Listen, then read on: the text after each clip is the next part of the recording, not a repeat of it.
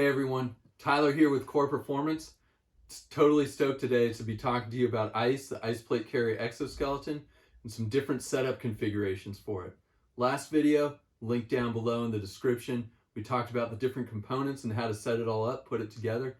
Today we'll talk about things like how do I wear both ESAPI plates and IcePlate Curve in the IcePlate Carrier exoskeleton. We get a lot of questions on that. We'll give a couple options, both field expedient and how to do it with IMS Flex. We'll give a technique for that. I'll also talk real briefly about like when you would ever want to wear just your IcePlate curves in this and what use cases that would be good for. And there's a few of them. Y'all, plate carriers, body armor have come a long way since the days of my youth back in the old 101st Airborne Division Air Assault and Strike Brigade. During the invasion, man, that stuff is bulky and not fun to wear at all. Totally stoked to be bringing you a product like the IcePlate Carrier exoskeleton that's as light, minimal, and functional as it is. Totally designed to take care of the folks that are out there up front taking care of us. So, hey, let's get into it. Okay, so we got a field expedient option here for using IcePlate Curve with ice when you're running your ESAPI plates in front and back. This method is going to take advantage of the pile tape that's on the inside of both the plate bags. I got my IcePlate Curve. Here's the solution. Black Velcro. If y'all don't have black Velcro on your kit yet, get some black Velcro on your kit. Your kit's no good without black Velcro. Get some black Velcro on your kit. Just took some sticky back hook tape here. Got some pieces that fit, lined them up with the pile tape on the inside here, and you're on. Also put some pile tape on the inside of it so I can run the ice vents up against the duty uniform, up against my shirt in the back. Super comfortable. So there you go, that's it. Very simple option, very easy to swap in and out.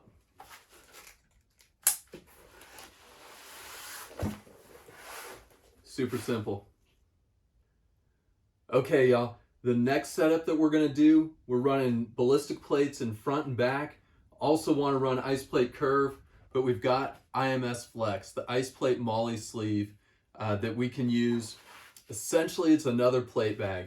It's got a MOLLE field and MOLLE straps on one side of it, and this is compatible with any plate carrier that's out there on the market today. The other side has a full MOLLE field as well. And we're going to mount this onto ice so that you can run with your plates and with the ice plate. The trick here, the way I like to run it on the inside of ice. Use the full MOLLE field on the inside. That's going to keep it as snug and the sleekest profile that you can get. It is possible to throw it on the outside of the back, and that does give you the advantage of reclaiming all that MOLLE real estate that's taken up by the Velcro cummerbund attachment. But personally, I like to run as sleek as possible. Unless I absolutely have to put stuff on the back, I'm not going to. Really like having the IMS Flex on the inside. So the way we're going to start the setup on this, I'm going to run the outside straps just down through the top two layers there. And that's because they aren't there on the inside of ice. And then we'll start weaving the middle two here. We'll get some close-up pictures, and I'll fast forward so you don't have to watch me weave MOLLE for the whole way down. And I'm gonna get it in there nice and snug. One thing that's real nice about ice and the way that we laser cut the laminate is that it makes it super easy to weave things back and forth instead of having to work your way through 2 layers of sewn nylon webbing between the plate carrier and whatever you're attaching to it.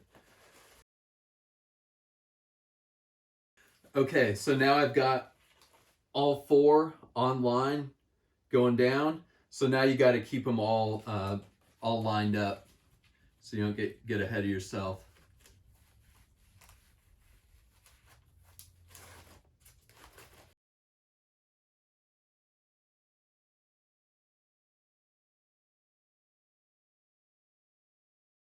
Okay, now as you get to the last layer, go ahead and route it back up through, and that just kind of locks it off.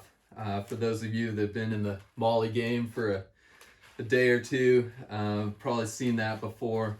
But that's a real good way to just keep things super secure. So you're just routing it back up through the MOLLE field.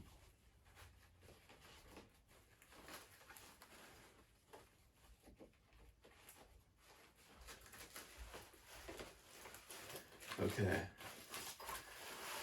All right. One last finishing touch before we get this going. So I'm a big fan of ice fence. Always run with the ice fence on the inside, shoulders and back, and the front. If you don't got ice fence, go get yourself some ice fence, guys. It's 2020. 3D mesh foam, spacer mesh is a thing of the past. But take some double-sided hook pile tape here and just run it through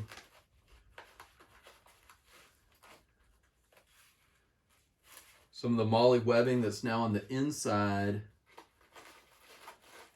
of your IMS Flex, that's on the inside of your IcePlate Carrier exoskeleton. That'll give you another little bit of pile to attach your ice fence to. Okay, so now essentially you've got two plate bags stacked on each other here. So you've got the option. You want the cooling and hydration?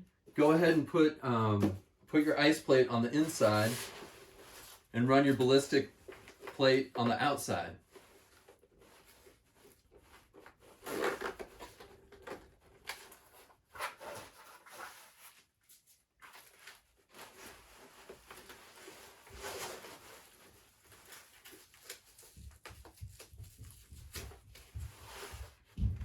And if for some reason you'd want to swap those two, super easy to do it through the attachment there.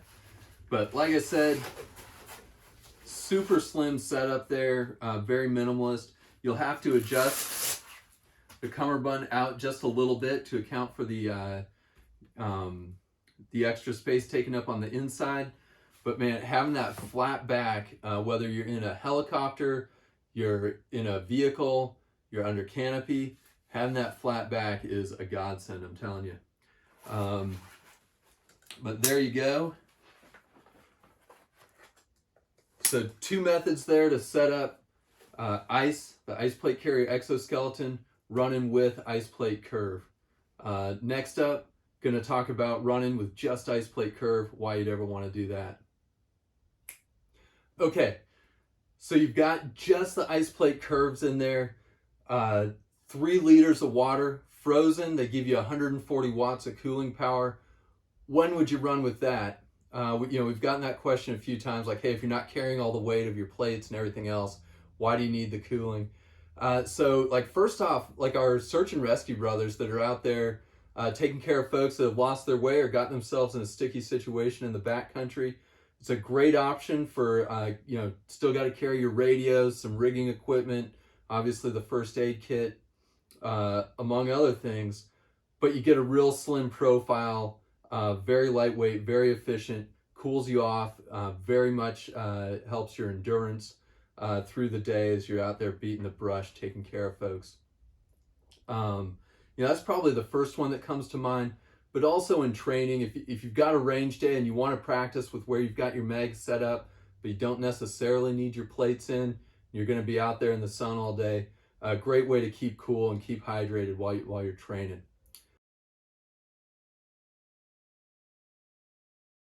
And probably the last one, listen y'all, you better be doing your PT. And if you're doing PT, you're doing functional fitness, wear body armor, wear your vest every once in a while. Hey, Memorial Day Murph WOD is coming up. So sign up for that, whether you do it at home, virtually, do it with a local gym.